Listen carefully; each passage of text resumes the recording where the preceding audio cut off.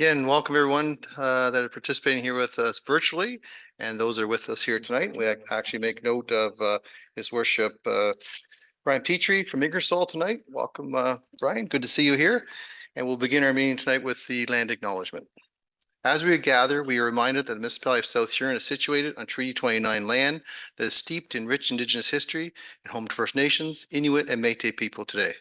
And as a community, we have a responsibility to honor and respect this territory's significance for the Indigenous peoples who lived, continue to live upon it, and whose practices and spiritualities were tied to the land and continue to develop in relationship to the territory and its other inhabitants today. In the spirit of reconciliation and truth, we acknowledge the Anishinaabe and the Haudenosaunee peoples on whose traditional territory we are meeting.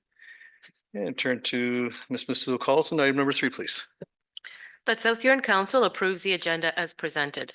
And a mover, please. Moved by Councillor Neeb, seconded by Councillor McLeod-Haggett. Any discussion? Call the question. All in favor? And that carries with 6. Thank you. Disclosure of pecuniary interest and the general nature thereof. Are there any disclosures at this time? Councillor Neeb, go ahead, please. Thank you, Mayor Finch. Item 15.5. Avon-Maitland District School Board meeting highlights from January 30th, 2024. The general nature being I'm an employee of the Avon-Maitland District School Board, so if that item comes up, I'll step out of the meeting. Thank you very much. Are there any other disclosures at this time? Okay, not seeing any. We go on to presentations, which we have none tonight, and we turn to our delegations. And we welcome our friend Claire Leaney. Is she here tonight? There she is. Hi, Claire. How are you? Welcome. I'm doing well, thanks. How are you? Good. You go right ahead whenever you're ready there. Wonderful. Thank you so much for having me today. It's a pleasure to be here presenting an update on our workforce project and introducing a couple of pieces that we'll start to see pop up in our community over the coming months. So this project is partially funded by OMAFRA's Rural Economic Development Grant and works to address barriers to the workforce by connecting job seekers with opportunities for learning and employment, connecting employers, with employees and retention support, and attracting local residents, youth, and newcomers into the Huron County workforce. We're taking a phased approach to addressing workforce gaps, starting by targeting eligible workers who currently live in Huron County but commute out of county to work daily. Two of the largest barriers we face within workforce attraction and retention are housing and transportation. By focusing on this commuter demographic, we're overcoming these primary barriers. Not only are these residents already employable, but they have access to reliable transportation and are housed locally. As we gathered data on workforce, several needs emerged. Currently, 28% of our eligible workforce aged 15 years and over are commuting out of county to work, with 36% of that eligible population not participating in the workforce at all. The activities that we're undertaking in phase 1 of this project aim to solve these problems in 3 ways: by increasing awareness that there are job opportunities in the county to be filled, by increasing the level of available support in the process of finding a job and awareness of the supports that currently exist, and increasing available retention support for employers. With these efforts, we hope to increase the overall number of people participating in the Huron County workforce. We're tracking success by leveraging our relationship with the Employment Service System Manager, who are our partners in analyzing labor market data. We're looking at indicators such as employer feedback, increased participation rate, and resource utilization. In the first phase of this project, we're beginning to promote Ontario's West Coast as a lifestyle, not just a visitor brand. Tourism is a gateway to residency. We already promote opportunities for play on Ontario's West Coast, so expanding this brand to include live and work is a natural extension. We've created a centralized spot for all things workforce related, making it easier for employers and job seekers to access available support, which include a new Huron-specific job board, as well as links to existing partners, resources, and service providers in the area. We've launched a targeted communications campaign focused on reaching that eligible workforce in Huron County through billboards, postcards, and digital media. By mid-February, you'll start to see billboards posted along our major commuter arteries. I'm excited to share that we have a location contracted along Highway 4 out of Exeter heading towards London, and we're currently exploring opportunities along Highways 8, 21, and 86, including digital billboards. The billboard messaging is targeted towards those housed locally who commute out of county for work daily, featuring lifestyle imagery of young people, newcomers, and families. The campaign raises awareness of the benefits to working for Huron County employers and the opportunities available close to home. It also drives traffic to our new Huron-specific job board and job location map, among other resources. Our campaign slogan is Drive Less, Live More, Work Local. The billboard locations we've explored average 2,500 to 3,000 views per day and will be refaced regularly to maintain their appearance and provide us with the opportunity to reflect seasonality and diversity in our campaign. We've chosen these locations not only because they see heavy residential traffic, but because they facilitate the promotion of opportunities and resources to non-residents and visitors as well. Our new job board and job location map, developed by the Employment Service System Manager, are housed on the Ontario's West Coast website. As mentioned before, we already promote opportunities for play on Ontario's West Coast. We want to embrace the opportunity to promote living and working in Huron County as well. To do this, Ontario's westcoast.ca has become a centralized location to find information for those looking to embrace life and work on the coast. We've created 4 pages which detail resources for both employers and job seekers. We have Live Here, which you'll see highlighted in the header, and includes housing resources, testimonials, and community profiles of our 9-member municipalities. We have Work Here, also highlighted in the header, which features industry spotlights such as agriculture, manufacturing, creative arts, retail and service, and healthcare, and links to aggregated resource pages for employers and job seekers. The resource pages that we've created include employment service provider information, like the Centre for Employment and Learning, Partners in Employment, and Conestoga College, information about industry associations, such as the Huron Manufacturing Association, Technical Training Group, and Huron Federation of Agriculture, information about training and apprenticeship opportunities in the county, and support for becoming both employers and employees of choice. Each of these pages funnels traffic directly to our job board and job location map. The job board and map view update with new employment opportunities hourly, compiling all aggregate job postings in the county by scraping over 25 different databases. Users can filter by employment duration, employment type, municipality, and job keyword to view all available opportunities that are posted by employers on pages like Indeed and Glassdoor. This work is made possible by the collaborative partnership we have with the Employment Service System Manager. We provide the resource links and the accessible centralized location, and they support much of the heavy lifting, keeping the information on the linked pages current. We're working closely with the SSM to create workflows which allow for job postings on pages like the South Huron Facebook group and municipal websites to be added to these databases as well. As mentioned before, we'll be monitoring usage, traffic, and outcomes, and continue to iterate on our approach responsibly. As of last week, the job board page saw the 2nd highest rate of traffic on the Ontario's West Coast website, with the job map ranked 4th, just behind the events calendar page. Now, employer engagement is another big piece of this workforce puzzle. On January 18th, we partnered with United Way Perth Huron to host an employer roundtable all about decent work and what it means to be an employer of choice. We engaged with over 50 employers, HR professionals, and employment service providers during a panel and roundtable discussion. It was an opportunity to highlight 4 local employers of choice across Huron and Perth, sharing stories of success and ideas to implement. When polled, 84% of participants indicated that they were likely or very likely to implement a strategy discussed. When asked about future topics of interest, answers included training and onboarding processes, DEI support, managing turnover, overcoming housing challenges, and engaging with youth. We're in the process of assessing this feedback and planning training and engagement sessions for our local employers in the coming months. On March 5th, the Local Immigration Partnership and I will be launching our Employer Network, which is a community of support for employers who hire and value newcomers. We're hoping to host between 4 to 6 sessions over the course of the year, providing an opportunity for knowledge sharing, collaboration, networking, and community impact, shaping the future of our workforce. We're continuing to launch comprehensive elements of our communications plan to support the attraction and retention of a strong Huron County workforce, including radio, print, postcards, and social media ads. In addition to these short-term efforts, we've set medium and longer-term goals. which include attracting non-Huron residents to work and live in the county through podcasts, targeted social media video campaigns, and employer and resident spotlights, promoting training and upskilling opportunities for both our existing workforce and those not currently participating, based on the skills identified in the 2021 Business Retention and Expansion Report as outlined here. Continuing to partner with individual employment service providers, post-secondary institutions, and industry associations to host job fairs, webinars, and employer roundtables.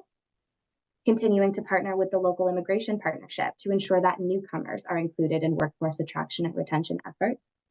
And focusing on the retention of young people to our workforce by hosting career days, engaging with secondary schools, and investing in youth-specific training opportunities. All of this telling the story of what's possible when you live and work in Huron County. Thank you so much for allowing me to present this brief update today, and I'm happy to entertain any questions that you might have about the project at this time. Yeah, great presentation. Thank you very much, Claire. And it's nice to see pictures in the your presentation that are local from South Huron. Any questions for Claire on this? Councillor Vaughn, go ahead, please. Yes, hi, Clara. Thank you for the presentation. I have a couple of questions. Phase one, it looks like we're focusing on engaging people who already live here in South Huron, but perhaps are working elsewhere. So we're trying to attract people back home, if you will. So I'm looked at the job map today, along with your presentation, and did a little swimming around in there. It looks pretty slick. My first question is really around who maintains that? Like, what is the process for getting a job on the map? Is that something done at the county or as a third-party provider? What can you tell me about that? Claire, Yeah, go ahead, please. Oh, pardon me. Thank you. And that's a really great question. So we have partnered with the Employment Service System Manager, and so they manage all employment service providers across Huron, Perth, Grey, and Bruce counties. And we have been really, really fortunate to be able to partner with that organization because they were instrumental in implementing. So, you know, both coding and embedding that job board and that job map on our Ontario's West Coast website. And so on their employment service sort of main page for those 4 counties, there is a job board and a job map that scrapes. So it scrapes databases essentially. So when an employer posts to Indeed or Glassdoor, for example, there's 25 different databases that this service or this platform scrapes from. And so the job board and the job map are updated hourly, and that's all thanks to the technology that Employment Services, the SSM, has been able to provide us with. So to answer your question, on that level, it's managed by the SSM, the Employment Service System Manager. They manage all of that back-end tech. So they do that heavy lifting, and we really just keep sort of that front-facing Ontario's West Coast page current. Now, they've started with the 25 databases that they're scraping from that update hourly. But as I mentioned, you know, we're always exploring, you know, I realize that not every employer posts on Indeed and Glassdoor. And so what other databases exist that we can work on sort of building into that technology? And so sort of the workaround that we found are if there are jobs that, you know, are posted on Facebook pages or to municipal websites, for example, we're encouraging that you share those postings with myself or with someone on our dev team, and then we can work with the SSM to get those jobs posted on that job board and on that job map. Does that answer your question? Yeah, that gives me a pretty good idea of the process. And so I'm wondering, I understand you're looking for where else are people actually posting jobs, but are we doing something on the communication front to broadly make this known in our communities so that they can maybe take up the services of Indeed or go directly to someone other than the county personnel, but like straight into the job site itself? I'm just thinking about how do we streamline it, and you know, what are our communication, what's our strategy on communicating to get this more streamlined as we go forward? Yeah, another fantastic question. And that is absolutely part of the communications that we're going out to employers with. So this week I designed a postcard and business cards that exist that we can be distributing that outline just those simple steps. But we are also putting together a, social media and multimedia strategy. So in a few weeks, I believe it's the week of February 20th, you'll see those billboards go up that will be driving traffic to those pages, but we'll also be distributing materials, engaging with our employers to educate that this resource does exist. So I think phase one of this project was how do we get this infrastructure in place so that this technology and these processes can exist. And now we're entering into, those real fun bits of how are we communicating that and how are we distributing that. So that is absolutely priority in our communications campaigns as we develop them. Okay, well, it looks pretty slick. I do have another question now, and that is around phase 2 and 3, where it looks like we're expanding a bit and looking to people who reside outside of our county. So have we got sort of a idea of timing on when we might be entering into a phase 2? Like, how do we know phase 1 is done to the point we can move into a phase 2?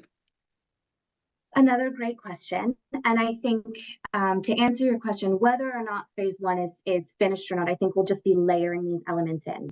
And so, just to give you a bit of background on sort of this project and how it came to be. So it's funded in part by an OMAFRA Red Grant. And I believe the county received the funding in 2022.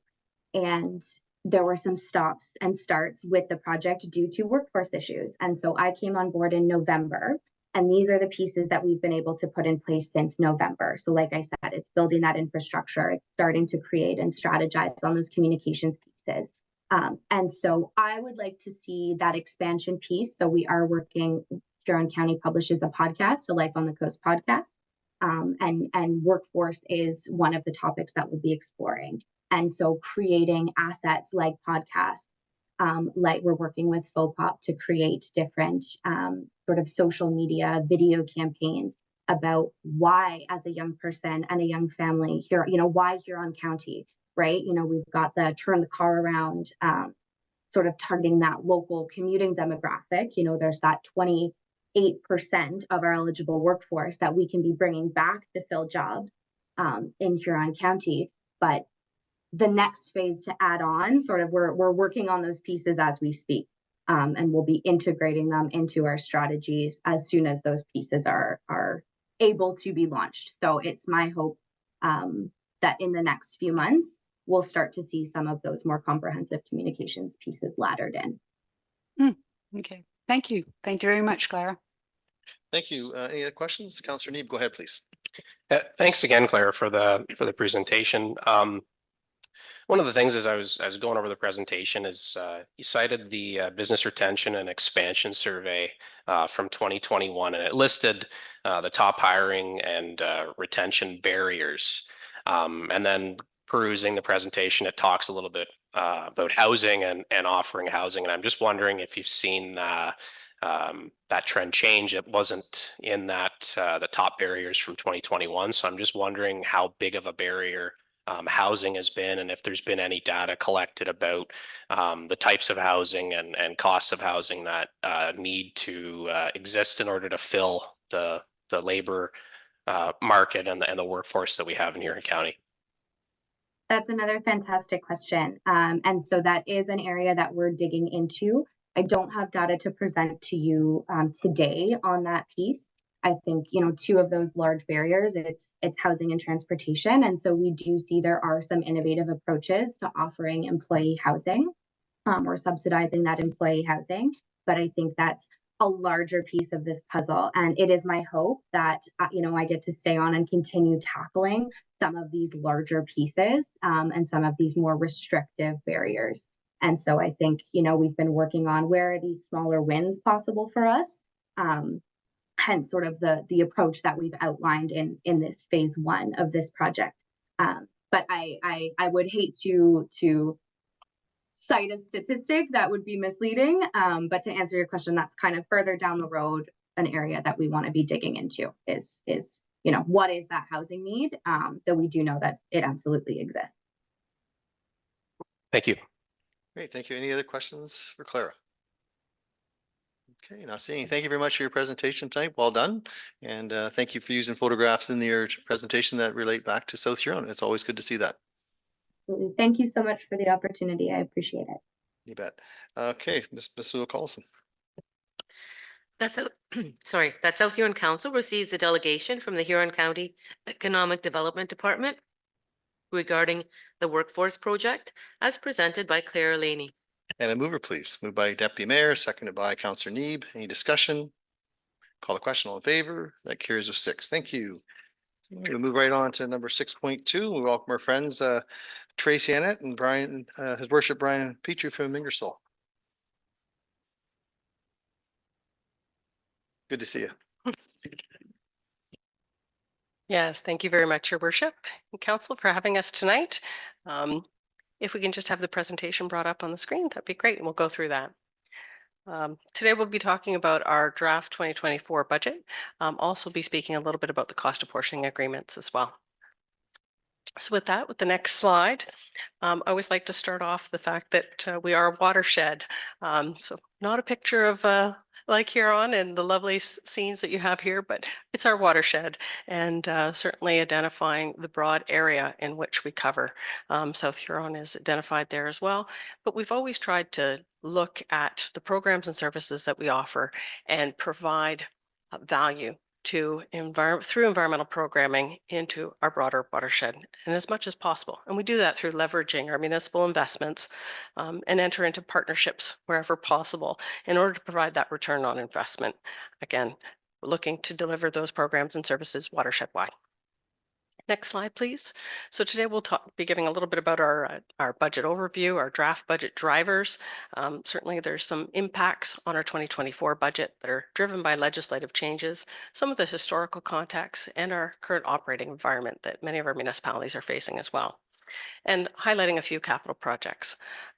Certainly we've had a schedule of as going out and developing our draft budget starting back in August and proceeding through February, and to get it out to municipality, receive that feedback, and then ultimately consider our budget at our February AGM, the end of the month. Next slide, please. So impacts, it's just kind of a graphic here that I've provided as a bit of an overview, and I'll be going through each one of these main themes through the next few slides. So next slide, please. Certainly with the legislative changes, there hasn't been any additional provincial funding in order to undertake a lot of the work that's driven by these legislative changes. There was regulation introduced that requires each conservation authority to deliver a number of projects by the end of 2024. That deadline is December 31st, and really there isn't any wiggle room. We have to do them all now.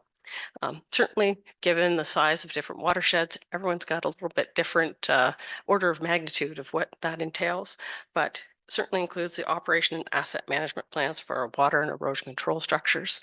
Not sure how familiar everyone is here with our water and erosion control structures, but we have large dams at Fanshawe, Wildwood, and Pittock, as well as a number of dikes and erosion control structures throughout our watershed. So it's a pretty significant undertaking. We have land management strategies that have to be done. That include consultation. Again, we have a large number of land holdings, all with different, very different uses associated with them. Skipped one there, the ice management plan. Luckily in our watershed, that one's should be a little bit easier to complete. We don't have the same issues as some of our neighboring CAs that have ice buildup at the Great Lakes.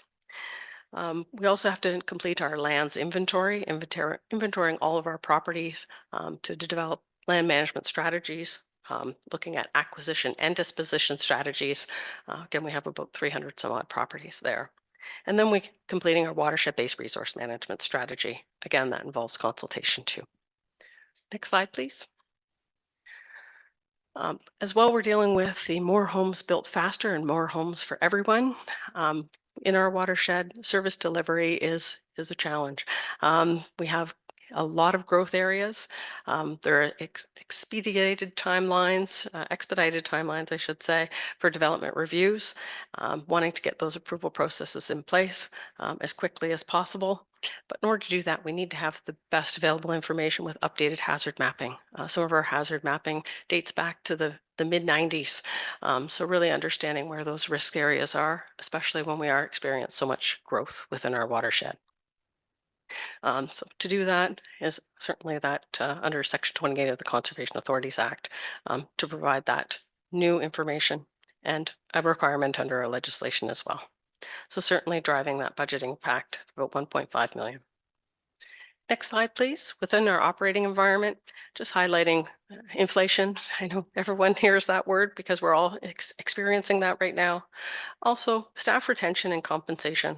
We undertook a compensation review in 2022. We were phasing in that approach. 2024 is the full impact of implementing that compensation. I know, just as we heard in the previous presentation, keeping people local, keeping people working in our watersheds, as well as our municipalities is a bit of a challenge. The ministry introduced a freeze on our fees for anything related to development reviews. That took an effect in 2023, and we received notice in December that that's been extended through of 2024. So although we're required to provide faster services for development approvals, there's no other mechanism in place for us to recover those additional costs. Certainly increased growth demands. I put a picture here up in Pittock and Wildwood. Certainly it's not just external growth happening around us, but in municipalities, but also adjacent to our own properties. We're experiencing a tremendous amount of growth, requirements for easements, for servicing, as well as dealing with encroachment activities with adjacent landowners. So all of those things are kind of creating additional demand on our services, not to mention trespassing potentially and garbage, all those other things that happen with land management and also managing our risk and liability. So as well with capital infrastructure, that's another piece on our lands. We're seeing increased costs. Again, nothing new for our municipal partners. Everyone's seeing those same things, especially as capital projects are happening, getting back up to pre-COVID levels, trying to get some of that work done. We're seeing those increases throughout. Next slide, please. Historically, we've, and some of you know from being on CA boards as well, the provincial transfer payments to conservation authorities were cut dramatically back in the mid-90s. And then again in 2019, those transfer payments were cut in half again. So when we're just looking at our programs related to flood and erosion hazards, the provincial contribution is less than 13% of those program costs. Certainly, we've tried to keep our levy contributions low and depressed, and that leaves us with less than desirable reserves because we haven't wanted to build up anything. We're trying to just use the money that we have in hand. But we also certainly trying to recognize too, with flood and erosion control structures, operations and land management, they are a huge driver in our budget. Through COVID as well, we were unable to access some of those federal wage subsidies. We do rely on some of those other options to generate fees through campground operations and that, but those reserves as well were depleted during the pandemic. Next slide. With capital projects, again, I mentioned it previously, but there are significant increases to those projects. Some of our municipalities are specified municipalities. They get special benefiting rates depending on if that infrastructure is in their municipality and really supports their needs. Examples include St. Mary's. There's a flood wall there that we operate and maintain. Mitchell Dam as well. We operate and maintain that structure. And West London Dyke, which is a very large structure in London that protects over 1,000 homes. So again, as you can be aware, with aging infrastructure, most of that infrastructure was constructed in the 50s and early 60s. We want to keep it in a state of good repair. And those operation expenses and maintenance expenses are rising.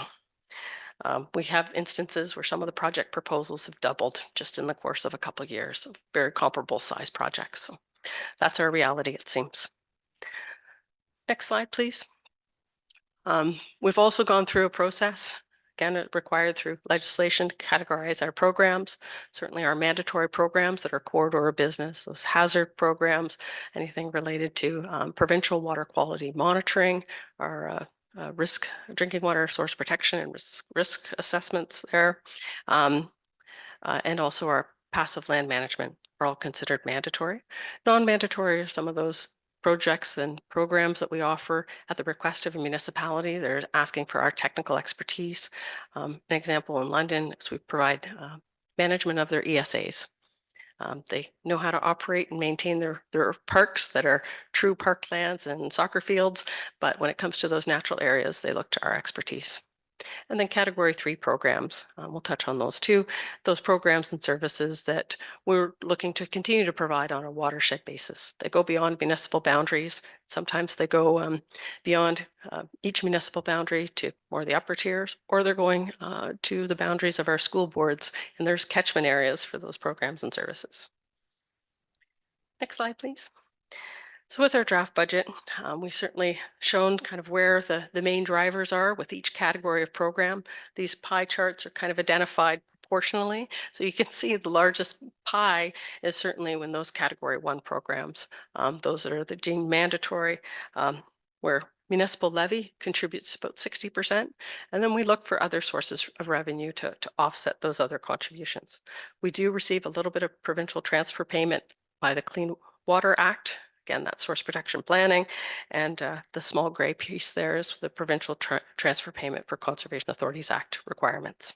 In other words, we also provide through writing grants, we certainly like to find partners, and also providing self-generated revenue make up the remainder of the pie, which is over 35%.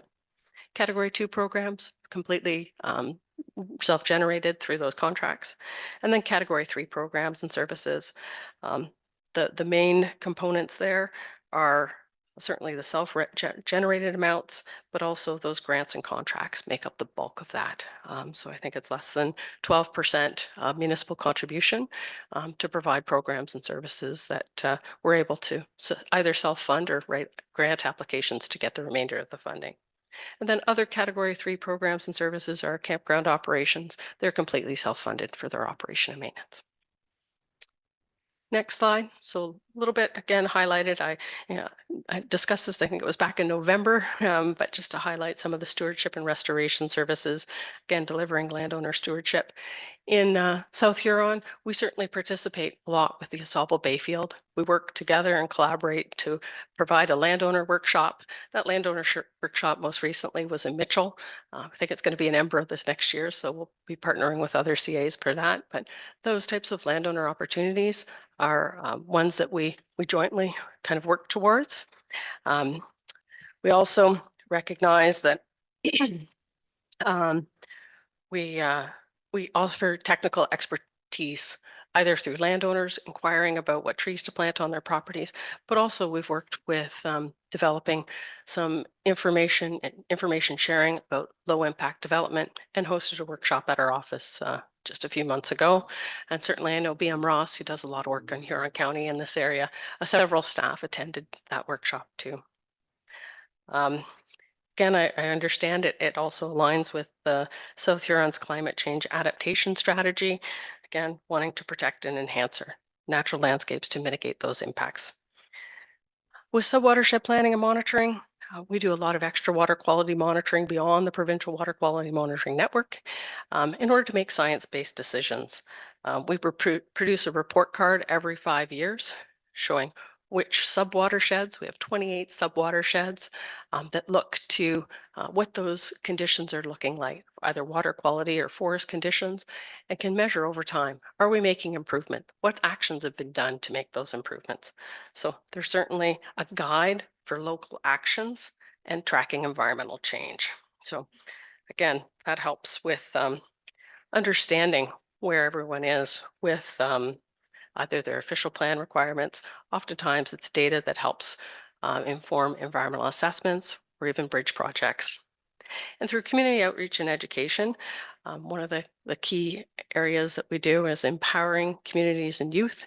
We often do this through school programs, participating with the Perth Children's Water Festival was one of the big examples. Again, another event that was held most recently in Mitchell. But our partners included the Avon-Maitland School Board, but also Huron-Perth Catholic School Board and District School Board, I should say, and the Huron-Perth Public Health. So among a number of others. Through the pandemic, these programs were offered virtually, but in 2013, it was in Mitchell. Great to be a great event and included people from the surrounding areas. We also try to lead these events. We have a little bit more staff capacity than some of the smaller CAs, but we work with them in partnership. ASALBO Bayfield, for example, attended as an exhibitor, but then there's other times where ASALBO Bayfield asks for our expertise as well, or our assistance, I should say, with the Huron-Perth Envirothon. So again, we want to get out and meet up and I guess deliver as much programming as we can through both Perth and Huron counties. So with that, it's also contributing to the goal of the climate change strategy to provide source data to measure indicators of the number of public events that include the climate change education and awareness components, and that's certainly done through these water festivals. We also partner with the Kirkton Woodham Optimist Club. They support programming in local schools about river safety. So we want to make sure that those grade 2 students understand the hazards associated with water, especially in flooding events.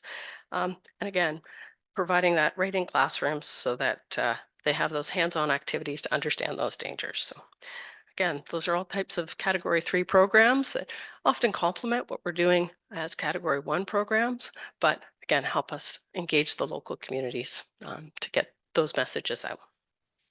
So next slide, please.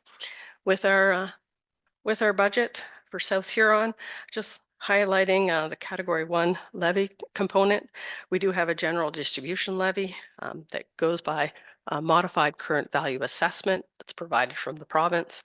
That amount here would be just over $12,822. Special benefiting levy, $109. Again, that special benefiting looks at all of our broader watershed management objectives and apportions that out. So certainly London carries the burden on that one. And then Category 3 through our agreements, that would be $1,221. Again, I would highlight that that's reduced from the amount that I was showing previously. As we modified our budget through additional information, we had some additional grant dollars come forward, so we're able to reduce that amount. So in total, the municipal contribution is shown as $14,152, assuming the cost apportionment agreement was in place. So next slide, just a few final messages. I guess the largest impact to our budget is these legislative requirements and activities related primarily about development growth and also through the deliverables that are required. We certainly have increases tied to those capital expenses as well with operating expenses. Again, when we're looking at our flood control infrastructure, those maintenance costs continue to rise. And then also we're trying to mitigate those impacts by applying program revenues to offset those costs. Again, we're asking for about 60% municipal contribution, and those other costs are largely diverted from self-generated revenue sources. So next slide. With that, myself and Brian are here tonight to answer any questions, but also I know you've had Jim Craigmile, your representative here in Chambers before. You can certainly feed questions through him too. Great, thanks. Oh, sure. Sorry, Worship, if I could, just from a board perspective, certainly a challenging year for a budget for the board. There was many changes to the Conservation Act, which actually changed all the representatives on the board. So we had a strong turnover. We had only 6 returning members this past year. So it's been a strong year of education, and luckily we've had some great members step forward. But certainly being all elected officials, we know how challenging it is to take this sort of budget increase back to our own municipalities. And given the circumstances of the provincial legislation, you know, I think we found a great partner in the Mayor of London as well to be an advocate on a stronger, larger scale to try to get some of those changes done. So certainly look forward to working with all member municipalities to try to bring that to a more fair distribution of responsibilities and cost, and not just put the burden on our member municipalities, as the case may seem to be. unfortunately, this year we were left with little recourse to be able to do that. One of the major highlights we want to try to do is address that fee freeze. Not being able to put those costs onto the true users, being development, is not a good policy decision in the board's view. So we're certainly trying to do the advocacy work to try to make sure that those costs are being transferred to the people who should be paying them. So, yeah, absolutely. I appreciate your time. Thank you. Great, thank you very much. Good presentation by both of you. Any questions for our friends? Councillor Vaughn, go ahead, please. Yes, hi, welcome. It's a tough year. I know it's a tough year. You've got a whopper budget to be presenting around the place. I much of what was presented tonight was what we did see in November. And I know that you're asking the council to sign a MOU for the category 3.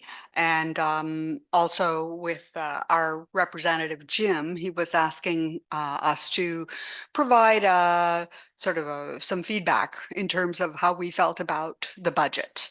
And not the category 3 specifically, but the entire budget.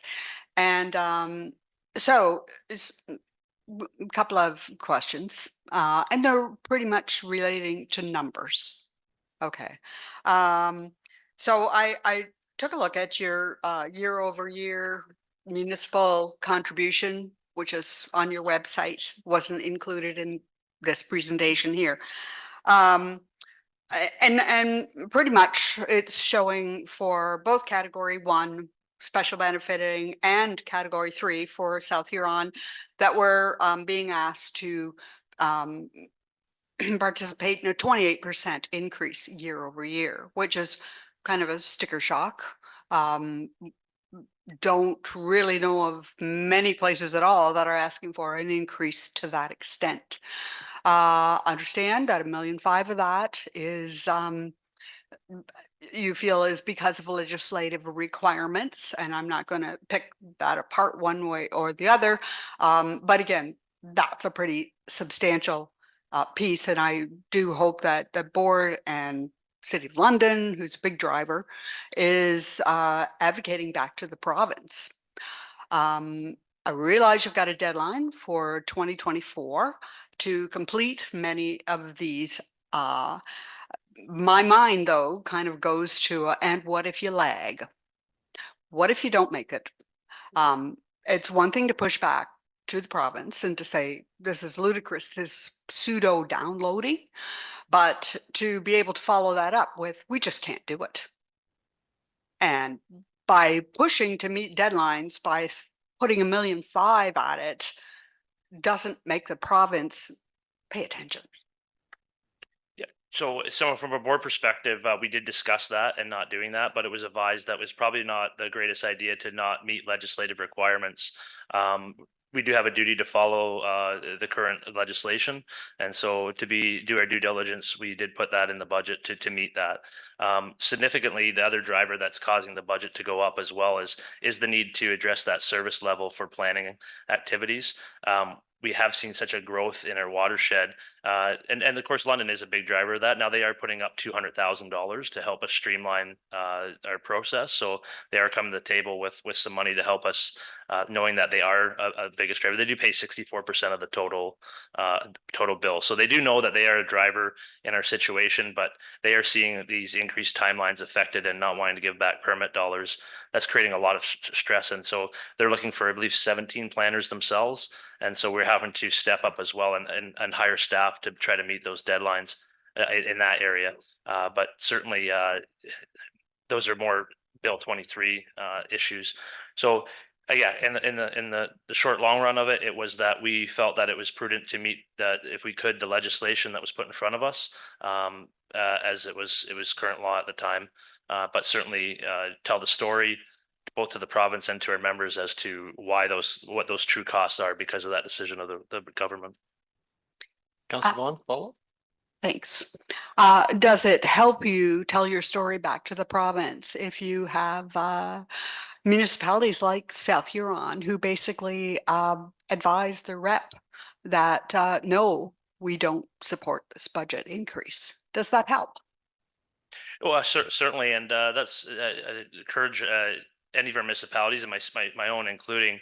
It's we're seeing this. I don't know if anybody's at Roma. This is a big message at Roma as well. Was that you just can't keep downloading and making decisions through regulation without providing adequate funding to do this, because there is only one taxpayer at the end of the day. Unfortunately, we don't have the resources. We just have property taxes, so it's very limited in the amount of resources. And our residents, I know Ingersoll, we pay 57% more in taxes on the same residentially assessed property than Toronto.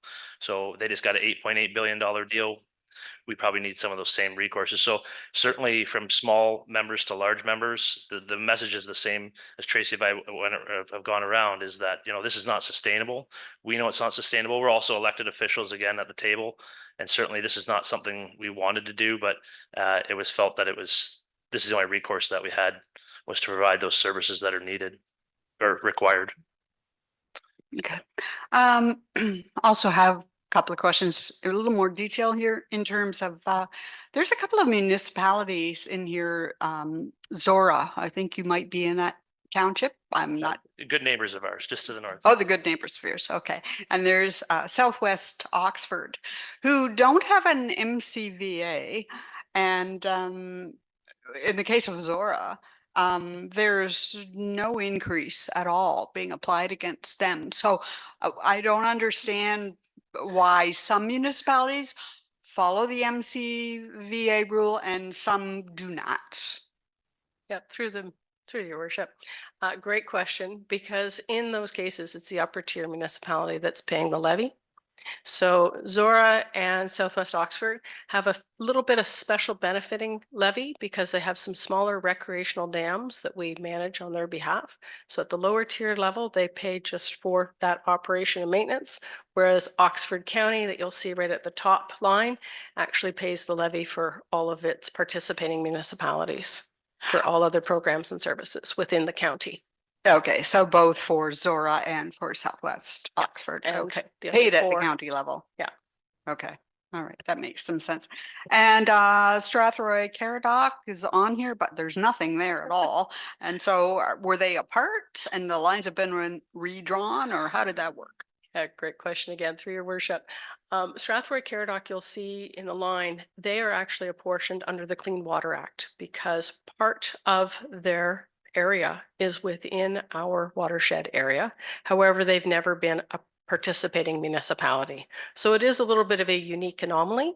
When it comes to updating that, we have had discussions, but because the Conservation Authorities Act was kind of open for a long period of time, and then of course council turnover, but they have expressed interest in formally being part of the Upper Thames.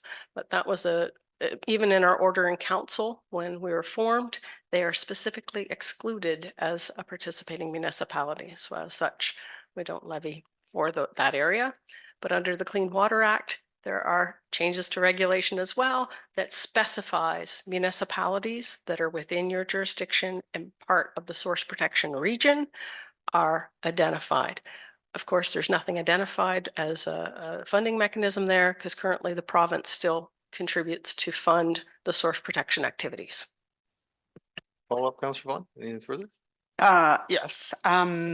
So with Strathroy Caradoc, are they going to be coming onto this in terms of participating in paying bills? Yeah, through your worship, certainly that has been expressed through their previous council.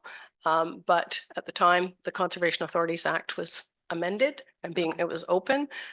So they have expressed from a staff level that they wish to pursue that again, but timing has not worked out just yet. Okay. And worship, if I could just add to that, I wouldn't expect a huge decrease. The area that's in Strathroy Caradoc that would be included is extremely small, which is probably the reason they were left out. So it's just a very, it's more of an anomaly than a meaningful piece. So. Well, I get that, Yeah. but we're extremely small too. No, I've been understood. Yeah, so coming from the same page, that's really my point. The MOU itself, the presentation says one number, for 2023, 1,221, I think the presentation says. But the MOU that we have before us at council says 1,592. So we're a little confused. We've had this discussion. We're trying to figure out what are we trying Yep. to do with the MOU. If I can, through your worship, the attachment that was included was based on 2023 numbers. So those numbers are a little bit higher. And as we work through our budget for 2024, we have a little bit more grant dollars that can go towards the 2024 amounts. So you're seeing that reflected as decreases in the ask for the MOU for all those who are participating. Thanks, Tracy. Is there any questions for any of the other members of council before we move on with Councillor Vaughn's questioning? No? Okay, go ahead, Councillor Vaughn. I don't have any more. Oh, very well. Very good. That was Good just, news. that Good just news worked that out they- perfectly. So if I could just add to that, your worship, that it is a small amount that you're asked to contribute to the category 3. The most important thing is that the services provided through that, as Tracy mentioned, was are throughout, and those are the things that we find that are most valued by residents, because they don't see the planning and the flood control stuff as much. Certainly 98.6%. I believe it's South Huron and Perth South. Perth South did make a decision not to sign. I do have a delegation to explain the outcome of that. With any decision, we all make with council, there is outcomes of that. Certainly not trying to sway council's decision on that, but certainly, Tracy, if you would like that information, we could provide what services wouldn't be available or would be available with an extra fee. Just because right now, if you pay as part of the cost apportioning agreement, those are all, there's a number of things that are automatically included. But there is some, as we've learned through going through the process with South Huron, there's a number of things that change, just unfortunately, with not having that agreement. So. Great. Thank you very much for your presentation tonight. There's no further questions. Okay, great. Thanks again. Well done, and very exclusive. Thank you very much. Thank you. Yeah, thanks. Okay, Miss Sue Carlson, please. That South Huron Council receives a delegation from the Upper Thames River Conservation Authority regarding the 2024 draft budget and Category 3 cost apportioning agreement as presented by Tracy Annett and Brian Petrie. And a mover, please. Moved by Councillor Neeb, second by Councillor Vaughn. Any discussion? Call a question, all in favor, and that carries with 6. Thank you. And we're heading into a public meeting now, so I'll turn it over to Madam Clerk. That South Huron Council adjourned at 6:54 PM for the purpose of a public meeting pursuant to the Retail Business Holiday Act for a request for exemption to the Act and Municipal Bylaw 62, 2004. And is there a mover? Moved by Councillor Neeb, seconded by Councillor McLeod Haggett. Any discussion? Call the question, all in favor. That kind of carries with 6. Thank you. Madam Clerk. The purpose of this public meeting of the Council of the Corporation of the Municipality of South Huron is to consider the proposed exemption request under Section 4 of the Retail Business Holidays Act. This meeting is also to allow interested members of the public the opportunity to make representations in respect to the proposed request. Council will not make a decision on the proposed exemption request at this public meeting, but based on information received at this public meeting, the proposed exemption will be presented for approval at a regular council meeting. A person or public body may appeal the decision to the Ontario Land Tribunal if they've made an oral submission at this public meeting or written submission to council prior to the passing of the bylaw. Notice of this public meeting was posted on the municipal website as well as circulated in the Exeter Lakeshore Times Advance. So council had received a request from Huron Mini Mart at their October 16th, 2023 council meeting for an exemption to the Retail Business Holidays Act and Municipal Bylaw 62, 2004. Council further received a staff report at the December 18th, 2023 council meeting, providing an overview of the Retail Business Holidays Act and specific provisions in the Liquor License and Control Act. The current municipal bylaw 62, 2004 permits all retail businesses within South Huron to be open on Victoria Day, Canada Day, and Labor Day under the Retail Business and Holidays Act. Huron Mini Mart is looking for permission to be open on every holiday as outlined in the act to sell liquor.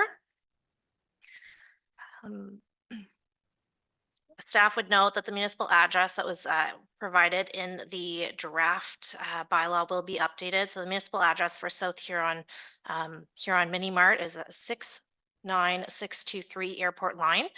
So that will be updated in the draft bylaw when it comes back to council for consideration. 419 Airport Line is what the business has been referring to their address as, and it will be updated for them as well. And I can advise that no public comments have been received on this request to date. Thank you. Comments from members of council? Councillor Dietrich, go ahead.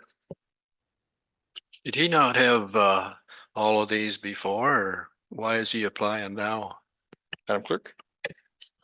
So the Retail Business and Holidays Act provides specific exemptions to certain businesses based on square footage of your business, number of employees working on holidays.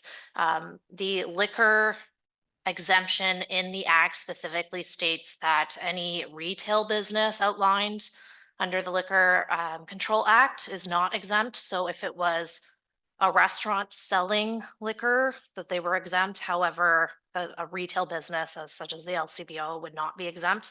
And then the Liquor Control Act and AGCO says that you would have to comply with the Retail Business Holidays Act as well as municipal bylaw. So because our bylaw says Victoria Day, Canada Day, and Labor Day, they cannot sell alcohol on the other days because that's not listed in our current bylaw. So that's why they're requesting this exemption. So he's trying to expand that. He's the property owner is requesting that they are exempt so they'd be able to be open on all business holidays, not on all statutory holidays, not just those 3 that we currently have listed in the municipal bylaw. Okay. I'm not too happy with Good Friday and Easter Sunday and Christmas Day. Is there any way, that's just my opinion, I guess. Thank you. Okay, thank you. And Madam Clerk, you have a comment to that? I don't know if you do or not. I can take that into consideration. The current draft bylaw is to exempt for all statutory holidays. However, it is before council for consideration. So if council's not agreeable to that and they have specific exemptions they're agreeable to, we can update the bylaw when it comes back for actual consideration and approval. Okay, thank you. Any other questions? Councillor Vaughn, go ahead, please. Yes, would we be making a decision or providing direction at this meeting? I thought it would be at a future meeting, I'm thinking. Okay, thanks. Do have a clarifying question. I'm a little confused. But maybe I shouldn't be because we've seen information before, but I am still confused. So I know that we have 3 holidays in our bylaw for South Huron that we've said yes to. Okay, being May 24th, Canada Day, and Labor Day. Okay, so Minimart is today allowed to sell liquor in their premises on those 3 days. Correct. Okay, so I thought I saw somewhere in all this reporting that they weren't necessarily going to be able to sell liquor on all of the other days. Forget those 3. All of the other days that are being requested because it's not part of the Liquor Act. So currently through the act, so the Retail Business and Holidays Act has a specific exemption in regards to liquor, sales of liquor. This business does not fall under that, as it says that it does not apply to retail liquor businesses. And this would, based on their agreement with the LCBO, they would fall under as a retail liquor business. So they can only sell alcohol in accordance with the municipal bylaw. So they can only sell alcohol on the days, on statutory holidays that the municipal bylaw says. So the municipal bylaw currently says that they can be open Canada Day, Labor Day, and Victoria Day. So those would be the only days that they're currently allowed to sell that are holidays that they can be open to sell liquor on. Based on their size and the other goods and services they provide, they may be exempt to the act for their other services. So they could possibly be open those days. They just can't sell alcohol on those days. So this is so that they'd be able to sell the liquor, so they have proper authority to do so. Okay, so that's the whole intent here, is that if we were to say we were all right with that, then they would be able to sell on any of those other listed holiday days. But there was one day, I thought, in all of this that we had to, as a municipality, say, notwithstanding everything else, pick a day that you cannot sell liquor. So to clarify, in the staff report that was provided at the December 18th meeting, it did mention that should council choose to do an overall exemption for all businesses within South Huron, that if you were going to go that route to then say that all days are open for all businesses, you would have to designate a specific day. However, that is not what council, that's not the direction that council went with. So they said to do on a case by case basis. And Right. because of that, you can receive requests for exemptions for all days. For all days? Yes. Okay, all right. Okay. Okay, That's, any other questions, comments? Okay, not seeing any. Madam Clerk, anything further? Ms. Sue Carlson, anything further on that? So the process then, Madam Clerk, what would be the next steps, just to clarify for council? So next steps would be that this was the public meeting and that the draft bylaw would be brought back at the next council meeting for council consideration. Should council proceed with passing that exemption bylaw, there's the 31 days from the date of the bylaw coming into the force. It would come into force 31 days after it's being passed because there's an appeal period. So if council at the next meeting chose that they wanted something different in the bylaw, then we could take that information and then bring the revised bylaw back to the future next meeting, if that was what council would like to do. This is just the required public meeting to get comments. Okay, thank you.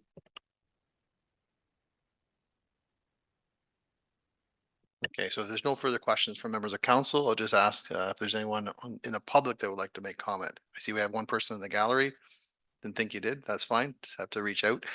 And there's nobody requesting online, is there? No. Very well. Okay, if there's nothing further, Ms. Masula Carlson. The South Huron Council now closes this public meeting at 7:03 PM and reconvenes the regular council meeting. And a mover, please. Moved by Deputy Mayor, seconded by Councillor Dietrich. Any discussion? Call the question, all in favor. Carries with 6. Thank you. And we move on to item number 8, please. That South Huron Council adopts the minutes of the regular council meeting of January 15th, 2024 as printed and circulated. And a mover, please. Moved by Councillor McLeod Haggett, seconded by Councillor Neeb. Any discussion? Call the question, all in favor. Carries with 6. Thank you.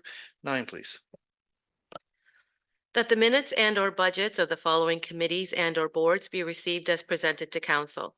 The Ausable Bayfield Conservation Authority, minutes of November 28th, 2023, the agenda package of January 25th, 2024, and the hearing committee agenda of January 25th, 2024. Upper Thames River Conservation Authority, draft board meeting minutes of November 28th, 2023, and agenda package of January 30th, 2024. Blue Water Recycling Association, meeting highlights of January 17th, 2024, and Heritage Advisory Committee, draft minutes of January 24, 2024. And a mover, please. Moved by Councillor Neeb, seconded by Councillor McLeod Haggett. Any discussion? Councillor Neeb. Yeah, thank you, Mayor Finch, through the chair. So in the minutes for the Heritage Advisory Committee, you'll see that the committee will be completing a survey asking residents about heritage in South Huron.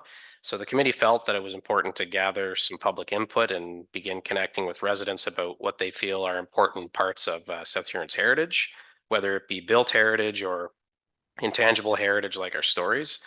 We also thought it would be important to gather information about commemorative plaques for designated properties to raise public and visitor awareness about the stories behind designated properties.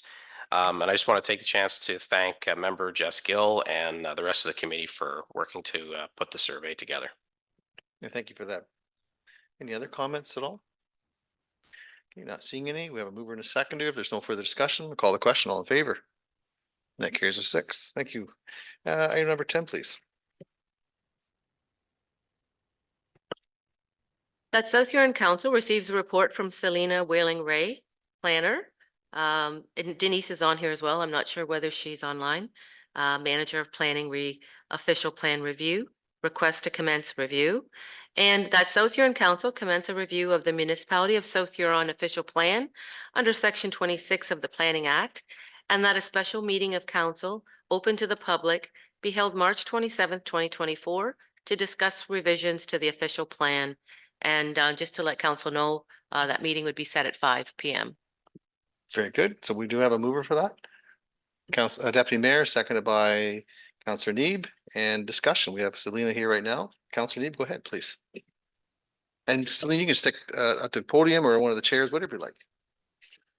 So no, I think this is a long time coming. I'm in agreement. We need to move forward with our official plan review. One question I had was in regards to the provincial policy statement and whether and when it is to be expected and whether there's any indication that it's going to be remarkably different from the current provincial policy statement. Thank you. Through the mayor. Yeah, that's a great question, Councillor Neeb. The original provincial policy statement amendment was to be due in 2023, so we're certainly past when we anticipated receiving it.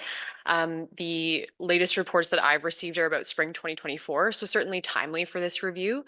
A big change that was originally proposed in this provincial policy statement, which council may or may not be aware of, that would have impacts on South Huron would have been the proposed change to consent policies for agricultural parcels. The latest update from our provincial government was that proposal has been dropped for now. So I would anticipate that beyond that, we'll just see a lot more housing friendly language and policy, similar to what we saw in Bill 23, which would be consistent with, I think, the messaging from this provincial government at this time, but no large changes beyond that that we're anticipating. Thank you. Any other questions? Councillor Vaughn, go ahead, please.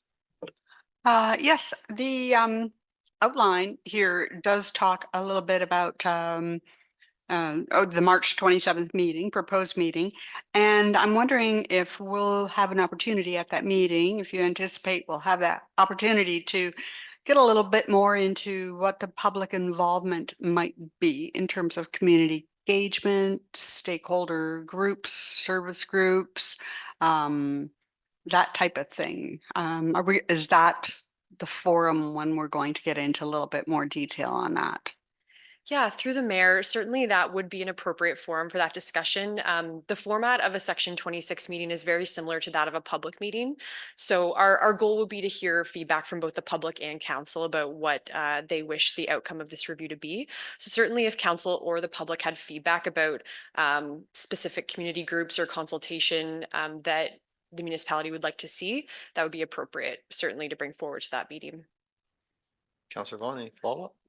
Yes. Okay. So given all those potential attendees, there'll also be a sort of overview from yourselves from the planning department that gives people sort of a guidance as to what components might be in an official plan. Through the mayor, certainly, yeah, we will provide information about what this review is going to entail and a little bit of background about what the role is of the official plan in terms of planning and development in South Huron. Okay. And the only other thing that just from what we got tonight that I'm really not too sure how I feel about it, but I'm going to raise it just because I'm thinking about it, is the there's an open house proposed for September timeframe, and just from part of the ward that I represent, we do from time to time get critiqued about moving open houses into the fall. And I'm talking about the Lakeshore area, because so many people move back to elsewhere. Okay, and I'm wondering about flexibility there in terms of something potentially in the summer, or if there's another way to engage those people, now other opportunities to engage those people ahead of time. Thank you. Through the mayor, I appreciate that point being raised, Councillor Vaughn. We often hear that from Lakeshore communities, and it's trying to strike a balance sometimes between the Lakeshore schedules as well as the cropping schedules, and just making sure that we can reach folks when they have time to be reached. So I appreciate your feedback there, and that's certainly something that I can bring back to staff for consideration. The draft timeline we consider to be eager, but certainly there will be opportunity within the summer for public outreach. Another avenue that we are considering utilizing would be Bang the Table, which is a community engagement software platform. Currently Huron County has a license for Bang the Table, and they're open to extending that to South Huron for this project. And that'll certainly offer opportunity for online engagement if there's folks who aren't in the community at that time, but want to provide feedback. But certainly I can make note of your concern about that September open house date and discuss further with staff. Okay, great. Thanks. Thank you very much, Lena. Any other comments from council? Councillor Neeb, go ahead, please. Just more of a comment. So I was sitting here thinking about the delegation from earlier, and as we enter official planning process, I think it's important that we keep that delegation in mind, because I think it's obvious that we are lacking a continuum of housing within the municipality, and we need adequate housing so that our businesses and residents have a job and have a place to live. I think we can utilize our official plan to ensure that we have multiple zoning types to accommodate a continuum of housing. And I think we're missing the boat on our workforce because of this. I hear stories of employers paying for transportation for employees from outside of the municipality to come into the municipality, and rightfully so. I think it's out of necessity, but it's not a sustainable path forward for us as a municipality. So I think as we start to go through this process as a council, we should be keeping that in mind and always be, the impact to our official plan, what it'll have on the future of workforce needs in the municipality. Yeah, some very good points, Councillor Neeb. Thank you for those. Any other comments? Councillor McLeod-Hagan. I guess just thinking outside of the box, is there a way that we could have like a mini session maybe in the Lakeshore area, the end of August, maybe to reach those residents? Through the mayor, that's a great suggestion, Councillor, and certainly something I can discuss with staff further. Yeah, bring back to staff for sure. Okay, thank you. Any other comments or questions for Selena? Okay, not seeing any. Very well. Thank you very much. Great presentation as usual, and Thank look you. forward to getting this started. Great. So we have a mover and a seconder. If there's no further discussion or questions, call the question. All in favor? And that carries with 6. Thank you. 10.2, 10.3, please. The South Huron Council receives a report from Shane Timmermans, Manager of Transportation Services, retender results, 2024 provision of crushed granular M for road maintenance, and that South Huron Council accept the tender received from Mackenzie and Henderson Limited and award a contract for the supply and delivery of crushed granular M at $15.73 per ton for a total cost of $399,856.60 plus HST and FOB for shoulder gravel at $9 per ton for a total cost of $27,000 plus HST.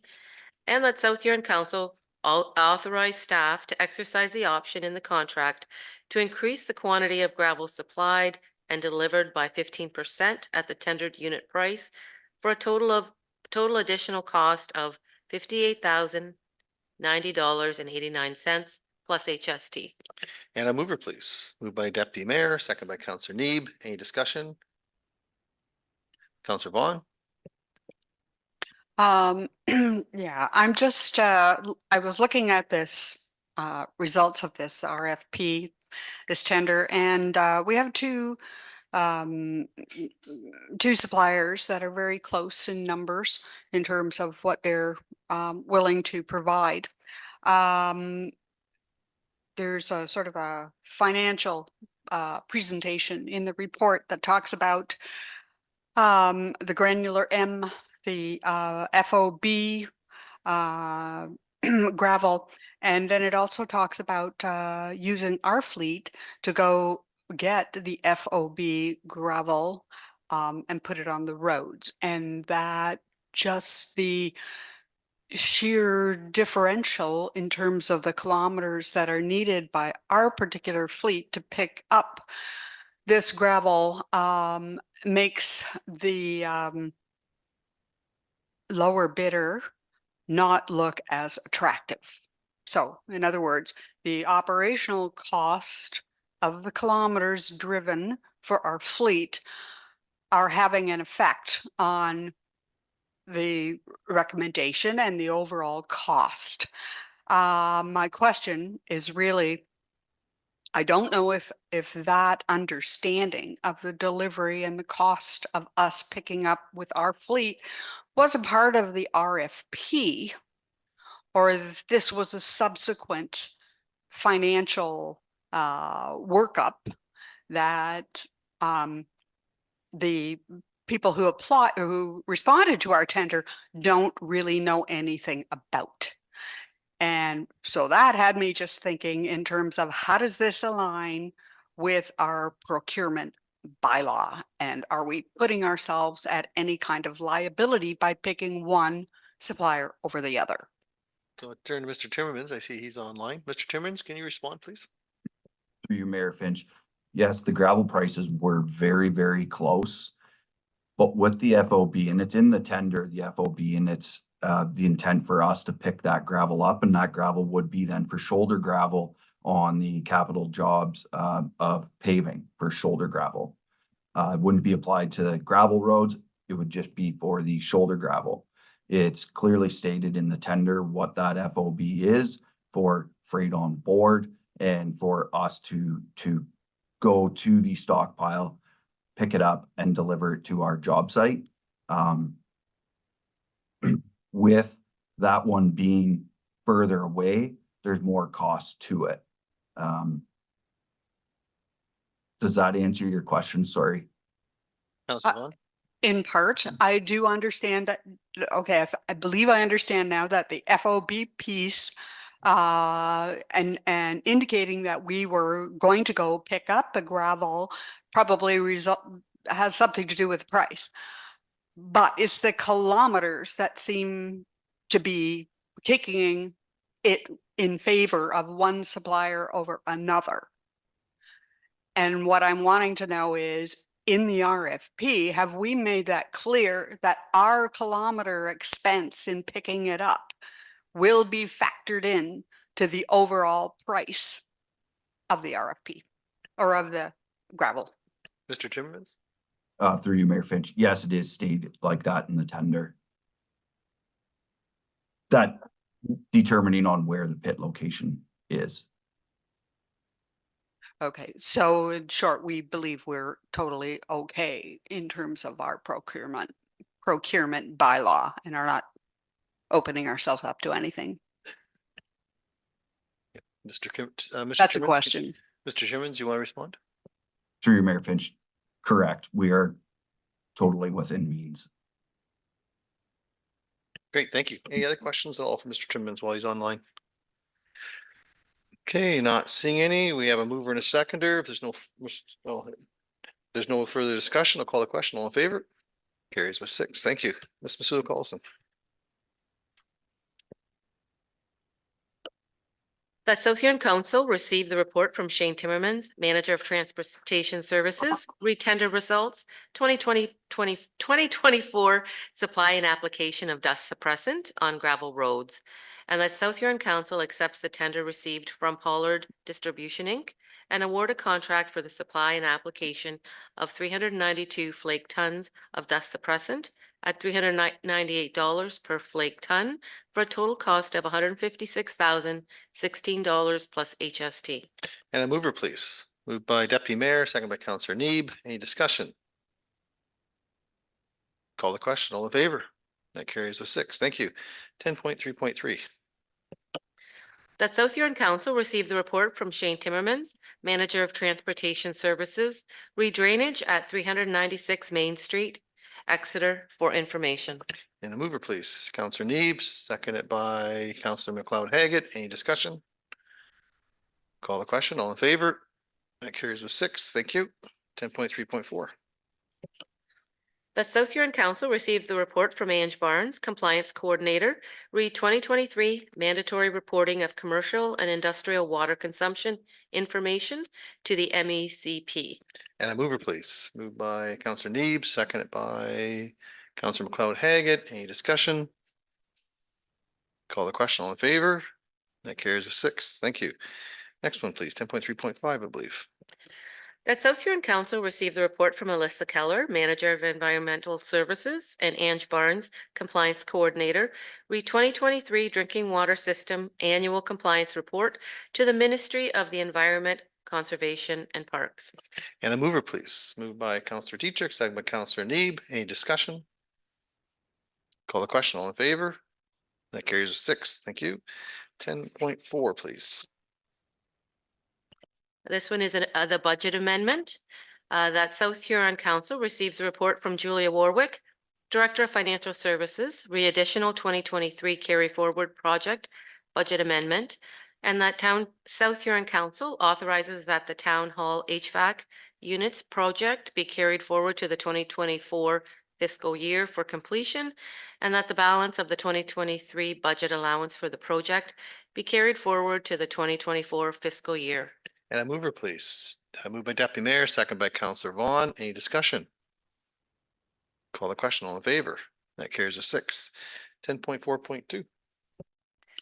That the memo of Rebecca Msuya Collison, Chief Administrative Officer, Deputy Clerk, dated February 5th, 2024, regarding council priorities year-end review be received, and that South Huron Council set workshops to review, validate, and work plan council priorities. And a mover, please. Moved by Counselor Neeb, seconded by Counselor Vaughn. Any discussion? Counselor Neeb, please. No, Counselor Neeb, go ahead. Do we have any idea of when those workshops would take place? Ms. Masuda Collison. I was going to send out a poll just to ensure everybody, but I was looking at the end of April, end of March, beginning of April, first quarter. Great, thank you. Any other questions?